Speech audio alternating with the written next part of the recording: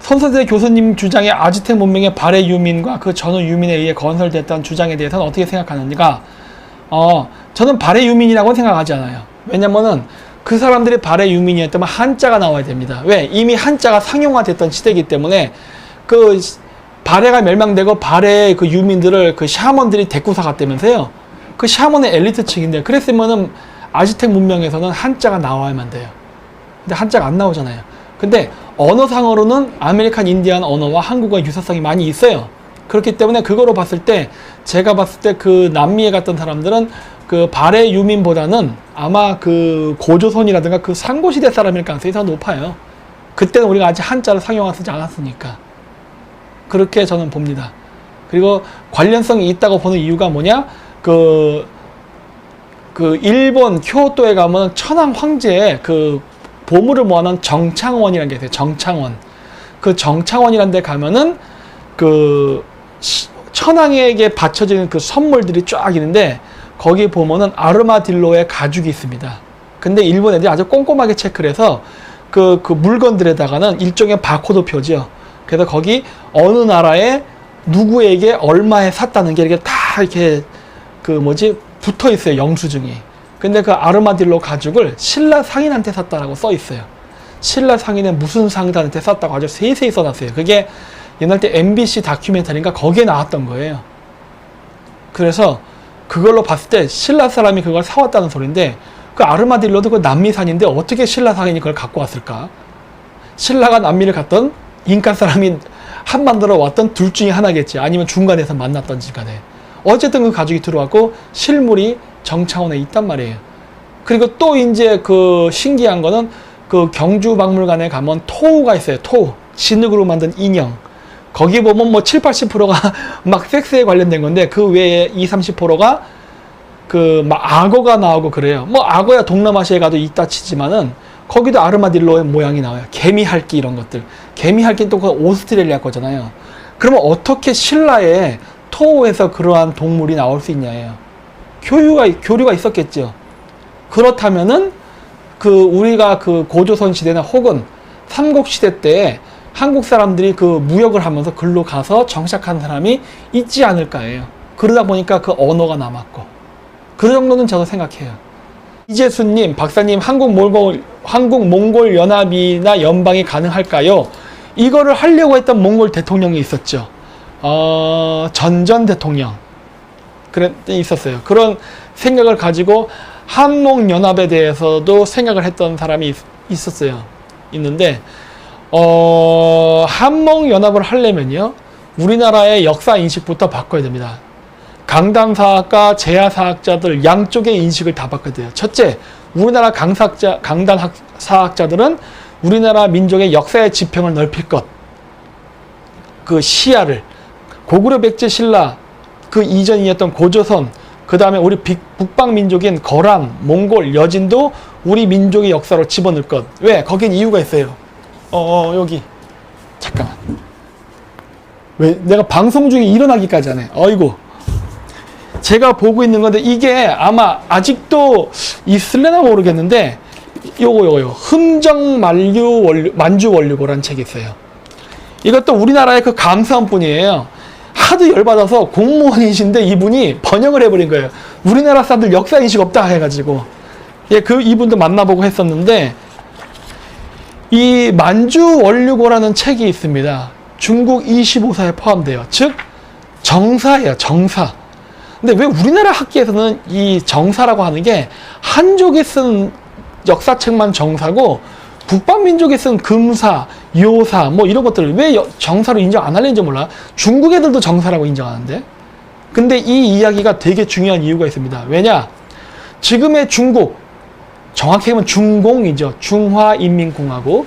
이 중공 애들이 지금의 중국 영토를 정치적으로 청나라를 계승했다고 얘기해요. 그래서 얘네들은 자신들이 청나라를 계승했다는 것을 대의 명분으로 삼아서 연해주도 중국 땅. 왜냐? 그게 네르친스크 조약, 베이징 조약 이런 걸로 뺏겼거든요. 그것도 자기 거. 그 다음에 카자흐스탄에 있는 바라시 지역, 뭐 요런데, 내몽골, 외몽골까지, 그러니까 지금의 몽골 땅까지 다 청나라 땅이었기 때문에 자신들이 계승을 해야 될 땅인데 이게 식민지 시대 때 뺏겼다라고 생각하거든요. 그래서 어쨌든 지금의 중공은 청나라를 계승했다는 계승의식이 있어요. 근데 이 만주 원리고, 청나라 세트는 이 만주 원리고에는 좋다 이거예요. 자, 그럼 이 청나라 애들은 어떠한 계승의식을 가지고 있는가를 봐야 되는데, 보자. 여기 목차를 보면 참 재밌습니다. 이 목차. 목차에 보면은 무엇이 나오느냐. 권 1권에는, 이거 만주 원리고 번역본이니까, 만주 원리고 한자로 된 거 1권에는 제1권 부족이 나옵니다. 그래서 뭐가 나오냐. 만주, 숙신, 부여. 2권에는 음루, 산함, 삼한, 물길. 삼한이 뭔지 알죠? 마한지남 변한. 그리고 권 3권에는 백제, 권 4권에는 신라, 권 5권에는 말갈, 권 6권에는 발해, 권 7권에는 완안부 여진, 건주 여진, 뭐 이런 식으로 나와요. 뭐 이것이 고구려, 백제, 신라, 발해 다 나오네. 이 청나라 역사책에. 어? 청나라의 정신적, 정치적 계승의 기원은 고구려, 백제, 신라예요. 그러면은 청나라의 역사를 계승한 나라는 어느 나라일까요? 지금의 중공일까요? 대한민국일까요? 대한민국이지. 우리는 거꾸로, 야, 청나라 땅 다 내놔 할 수 있어요. 다 내놔. 중국 땅 다 내놔. 니네 짱꼴라들 다 떠나. 우리가 이걸 주장할 수 있다고. 근데 병신 같은 놈들이 왜 만주 원리고는 참고서적으로 쓰지 않을까 하는 거예요. 에? 아, 미쳐버려. 하여튼 그래서 우리나라 사람들의 역사 인식이 너무 좁고 편향돼 있다는 거예요. 아니, 중국 애들도 이렇게 써요. 더구나 청나라의 황제가 쓴 책이야. 황제가. 응? 좀 역사 인식을 좀 배우라고요. 근데 이 얘기를 제가 하는 이유는 뭐냐. 그래서 강단사학자들은 역사의 지평을 넓히고, 제가 고대사를 얘기할 때 우리가 다민족 국가였다고 얘기하는 이유는 뭐냐면은, 내가 지금 좌파들이 얘기하는 다민족을 찬성해서가 아니에요. 우리가 잃어버린 고토를 회복하는 데 있어서 거기에 있는 민족 국가와 우리가 형제라는 걸 강조하기 위해서 하는 거니까 관점이 많이 달라. 관점이 달라. 저 똥구녕 섹스하고 뭐 그런 애들의 관점을 얘기하는 게 아니란 말이야, 지금. 그런 거고, 제야사학자들의 문제점은 뭐냐면요. 전부 다 짓거래, 전부 다 짓거. 그건 말도 안 돼요. 제가 예전에 그래서 다른 데 방송에서도 나가서 하고, 우리 민족 고대사에 대해서도 얘기를 많이 했지만은, 나는 지금도 고구려, 백제, 신라가 단일민족 국가였다 생각하지 않아요. 그리고 이름을 봐도 그래. 건국자 이름을 보면 이거 외국인들 이름이 나온다고. 난 인정할 거 인정하자요. 그러면서 우리는 공동체로 나갔다는 거에 집중을 해야 돼요. 우리나라 사람들이 역사의 지평을 넓혀서, 물론 제야사학자들이 보긴 보지만 그 사람들의 관점은 뭐냐? 한민족 우월주의예요. 근데 저는 그거 없어요. 한민족 우월주의가 아니야. 우리는 같이 공생했다예요. 그렇기 때문에 오히려 제 사고방식이 더 그 주변 민족을 받아들일 수 있는 여지가 있어요. 그래서 우리나라 사람들이 그런 얘기하죠. 몽골 사람들하고 우리 사람은 같은 민족이다. 같은 형제 민족이다. 그 근거를 어떻게 제시하느냐? 뭐 한당고기를 보면은 옛날 때 몽골이한이라는 사람이 있었는데, 걔네들이 반영을 했다가 지금의 중앙아시아 몽골족에 쫓겨나가지고 거기 살았는데 그 사람들의 후손이 지금의 몽골의 자손이 됐다 하는 거예요. 고로 우리 형제 민족이다. 야. 웃기고 있는데죠. 어? 그렇게 되면 몽골 사람이 퍽이나 좋아하겠다. 야, 그건 내가 역적의 자손이라고? 난 징기스칸의 자손이야. 이렇게 나가지. 그러니까 그런 식의 이 상하 개념을 하지 말라는 거예요. 왜? 유목민상의 상하 개념이 어디 있어? 쿠릴타이라는 원탁 회의의 개념이 있지. 우리는 동등하게 원탁에 앉은 그냥 위원이에요. 위원. 같은 형제 민족이라고. 응? 그러니까 그 고대사를 바라보는 역사의 인식을 바꾸지 않은 상태에서 한목연합하다가 웃기는 소리 하고 있네. 지금 상하 개념으로 보려고 있잖아. 우리가 뭐 장자 민족이라며? 그럼 우리가 형님이란 소리네? 그럼 몽골은 뭐야? 차남이야? 그냥 형제 민족이라는 단계에서 끝나야 되는 거야. 형제 민족. 누가 형이고 누가 동생인지 왜 따지려 그래? 응? 바보 같은 생각이지. 한족이랑 한민족이랑 다른가요? 한족은 지금 중국인을 뜻하는 걸로 쓰이고 있는데, 한족은요 사실 없습니다. 그런 개념은 짬뽕이기 때문에. 근데 제가 그때 그런 얘기를 했을 거예요. 우리 민족 사실은 짬뽕이에요. 이 세상에 단일 민족이 있어요. 다 섞이지. 근데 그 한족과 한민족이 둘 다 짬뽕 민족이라 하더라도요, 그 섞이는 과정은 좀 다릅니다. 무슨 얘기냐? 이렇게 얘기하면 좀 웃길 수도 있지만은, 지배자 계급의 입장으로서 피지면 강간해서 태어난 자식과 내가 예쁜 여자를 데려서 태어난 거는 다르잖아요. 혼혈이라 하더라도. 한족은 수천 년 동안 피지배 계급으로 존재했다고요. 그러면서 북방민족이 바뀌면 바뀔 때마다 혼혈되고 막 이랬다고. 어떻게 보면 본인이 혼혈하고 싶지 않았는데 혼혈이 된 상황이에요. 당한 상황이에요, 혼혈을. 혼혈을 당하면서 다민족 국가가 된 쪽이고, 우리 민족 같은 경우는 고대 시대에, 조선시대 말고 고대 시대 때 우리가 유목민족 생활하면서 막 이곳저곳 다니면서 마구마구 해서 섞인 민족이에요.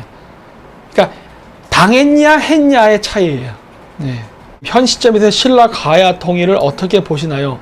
중요하게 보죠. 응? 여러분들 잘 모르시나 본데 이 청나라 있잖아요. 청나라. 이 청나라의 역사적 정통성은 신라에 있습니다. 우리가 보통 신라가 삼국통일한 걸 굉장히 저평가하는 경우가 많은데, 신라 큰 나라예요. 그래서 제가 굉장히 그런 거를 갖다가 많이 강조하는 거예요. 제가 무슨 꼴통 보수 지지하려고 경상도 애들 좋게 말하려고 내가 신라 하는 게 아니라니까. 고대사를 연구하면 연구할수록 신라 가야의 비중이 무진장 크다는 걸 느껴요. 그랬으니까 통일한 거예요. 그랬으니까. 신라가 괜히 역량도 없었는데 그냥 능력도 안 된 통일한 게 아니라니까 그러네. 그걸 너무 우리나라 사람들이 잘 몰라요. 한자를 폐지해야 되는데 절대 폐지하면 안 돼요. 한자는. 한자를 가지고 있어야만 우리나라가 앞으로 만주를 수복한 다음에 그 동북아시아에 한국어를 퍼뜨릴 수 있는 기반을 마련합니다. 왜냐면은 우리나라 사람들 자꾸 이 순혈주의가 우리 민족의 확장성을 망쳐요. 뭐냐? 우리나라 사람들 머릿속에는 맨날 순수한 활동을 해요. 맨날 잡종인 주제에 순수한 어쩌고 하는데, 한국어와 한자어를 순수한 한국어와 한자 외래라고 자꾸 분류하려는 그 의식이 한국어의 세계화를 막습니다. 영어가 세계화 됐잖아요. 영어 단어 안에 쑤시고 들어가 봐요. 영어 어휘 다 기원 어디에 있어요? 라틴어라고. 근데 순수 영어만을 빼겠다 해서 라틴어를 다 뺀다 그러면은 어떻게 영어가 세계화가 됐냐고. 유럽 애들 보면 그런 얘기예요. 나 10개국 한다 그래요. 어떤 언어, 포르투갈어, 스페인어, 이탈리아어, 어쩌죠 얘기해서. 야, 이 시장 다 같은 언어네, 내가 그러지. 사투리잖아. 만약에 걔가 한국어, 중국어, 베트남어, 영어, 이렇게 한다. 인정한다니까, 그거는. 왜? 완전히 다른 어권이거든요. 우리나라가 남북통일 이후에 만주, 그 다음에 그 이후에 한국어를 동북아시아의 공용어로 만들 수 있는 기반을 마련하려면요, 한자를 계속 써야 돼요. 왜? 그래야 한자를 기반으로 한 공통 단어가 있으니까 한국어 공부할 때 빨리빨리 공부할 거 아니에요. 제가 중국어 공부할 때 그랬거든요. 중국어 공부할 때 서양 애들은 학교, 그 다음에 국민, 그 다음에 민주주의 이런 거 있잖아요. 이런 거 외울 때 서양 애들은 데모크라시, 피플 이런 식으로 돼 있다가 갑자기 그렇게 배우려니까 어렵거든. 근데 나는 쉬워요. 왜? 민주주의는 조금말로 뭐예요? 민주주의고, 국민은 뭐예요? 조금말로 구어민, 이렇게 나간단 말이에요. 난 쉽다고. 그래서 빨리빨리 배워요. 왜? 중국식 한자 발음을 한국식 한자 발음, 이런 식으로 해서 빨리빨리 되다 보니까 한국화를 빨리 할 수 있다고. 진짜 시야는 넓게 봐야 된다.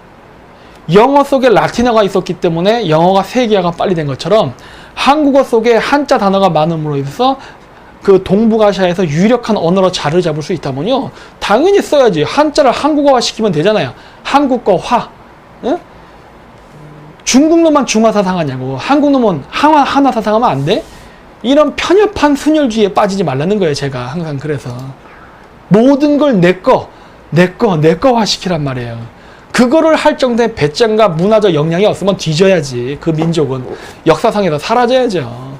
그래서 제가 얘기했잖아요. 민족이라는 정통성은 혈통도 있지만은 정신적, 문화적 정체성에서 나온다. 그게 뭐예요? 언어와 문화라니까. 그 정도로 한국의 언어와 문화에 대한 자신감이 없으면은 만주 먹으면 안 되지. 그냥 변방의 구석으로 살면서 그냥 소수 민족으로서 우리 민족끼리 하면서 순혈주의로 살면 돼요. 좌파도 순혈주의 좋아하지만 우파도 순혈주의 좋아해. 그 더러운 사고방식이니까. 저는 그런 생각 없어요. 이쁘면 섞어. 응? 왜? 자꾸 그래야 우리가 개선이 되고 발전이 돼야 되는 거예요.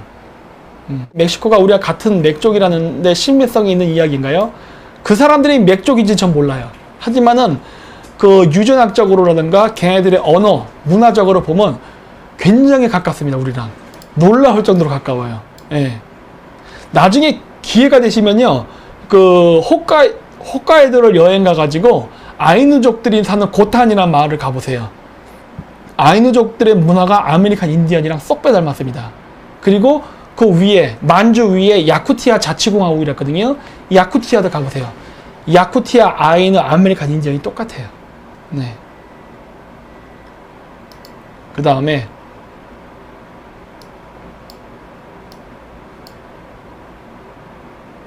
뭐 있어 또?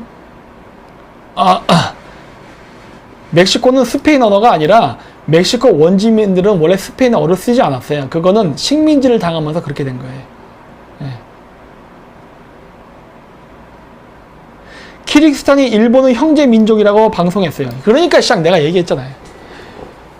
일본은 아직도 범투르크주의라는 연구를 합니다. 우리나라에선 범투르크주의 얘기하면 환빠라 그러죠. 이 미친놈들이에요. 일본은 섬나라임에도 불구하고 자기가 섬나라라는 단점을 극복하기 위해서 대륙 진출의 꿈을 꾸면서 벌써 유라시아 민족들과 한 뿌리에서 나왔다는 등 역사적 정체성 이런 것들에 대해서 지금 엮는 역사 공정을 하고 있는데 비응신 같은 한국 놈들은 그런 걸 갖다가 환빠라고 얘기한다고. 미친놈들이지 그러니까. 그러니까 우리나라 이 학자들은 학자야. 그 자기가 연구하는 연구한 연구 결과물을 어떻게 실용적으로 쓸 거에 대한 생각이 없는 거예요. 그러면서 학문 쪽 고집만 있어서 우와 떠드는 거예요. 저 새끼 가짜야 이단이야 이런 식으로. 근데 그렇게 떠들어서 결국 본인이 얻을 수 있는 건 뭐야 도대체? 난 이게 우리나라는 이렇게 실용주의적 학문을 하지 않는 걸 보면 이해가 안 돼요.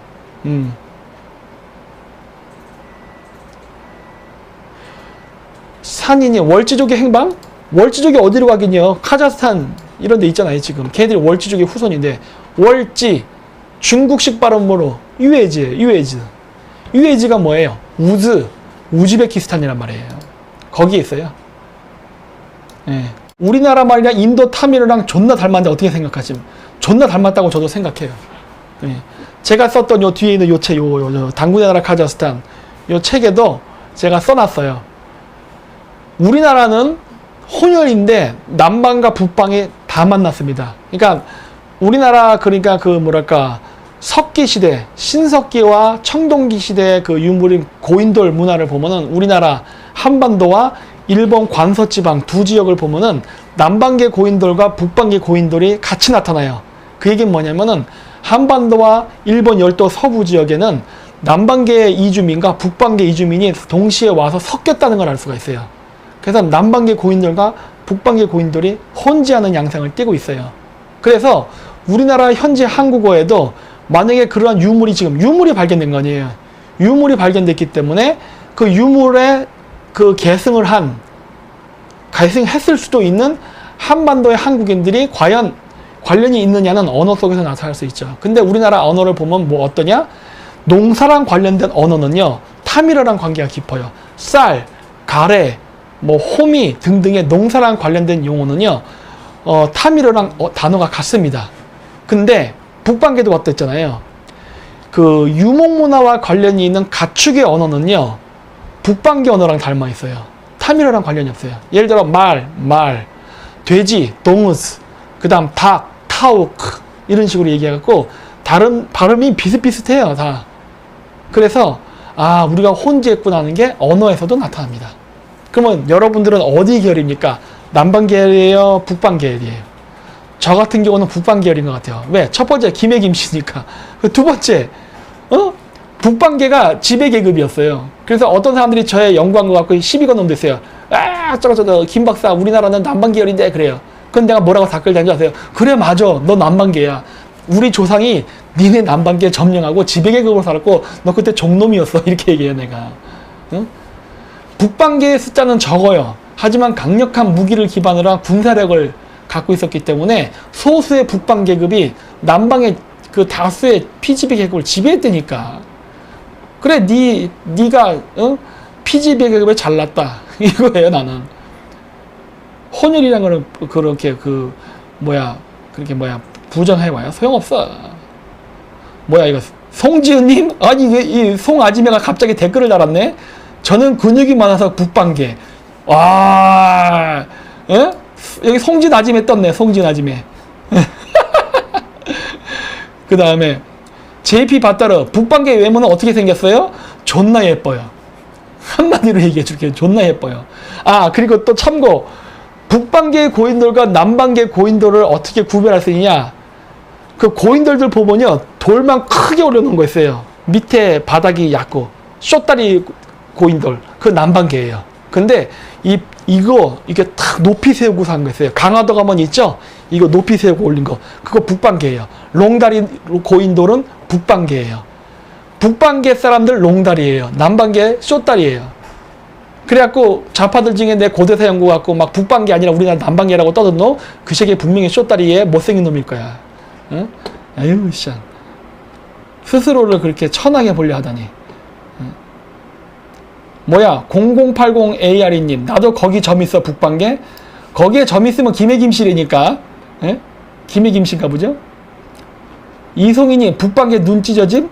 찢어진 사람도 있어요. 그거는 몽골계예요. 근데 투르크계는 눈이 동그래요. 눈이 동그래. 안 찢어졌어. 과거 소련 지배층 얼굴 보면 몽골족 얼굴이 잘 보이는데 징기스칸의 영향 때문일까요? 당근 빠따로지죠 이거는. 응? 소련 지배층만 그런 게 아니라 제정 러시아의 로마노프 왕조 자체가 몽골계예요. 로마노프 왕조 자체가. 지금의 러시아가 영토를 확장이죠. 그러니까 제정 러시아가 그 힘을 갖게 되는 기반이 표트르 대제 때인데 인터넷 검색해서 피터 대제 보세요. 검은 머리 검은 눈에 키 조그매요. 원래 러시아인들은 금발에 푸른 눈이 아니었다니까. 그래서 피터 대제가 원래 근대화, 그때 당시에 근대화는 서양화예요. 그러면서 피터 대제가 제일 부러워했던 게 뭐냐면은 독일의 등치 큰 게르만 전사였어요. 그래서 근대화를 시키는 과정 속에서 피터 대제가 프로이센으로부터 그러한 용병들을 고용을 많이 했었습니다. 그래서 자기 궁전을 지키는 친위대를 금발에 푸른 등치 큰 애들 그런 애들을 갖다가 딱 기도로 근위병으로 그렇게 놓고 과시하고 그랬어요. 그래서 원래 러시아의 귀족들은 검은 머리 검은 눈이었어요. 엘프족과 혼사를 이 얘기 잘했어요. 우리나라 전설 얘기 중에 그거 있죠. 임금님기는 당나귀기. 그게 신라 왕에 대한 이야기잖아요. 신라의 지배계 성골은 피부가 하얗고 머리카락 하얀 그런 사람들이었을 겁니다. 제가 고대사 강의에서 얘기 많이 해요. 머리 하얗고 피부 하얀데 당나귀기 가지면 걔들 누구야? 엘프지. 그런 인류가 있었을 수 있어요.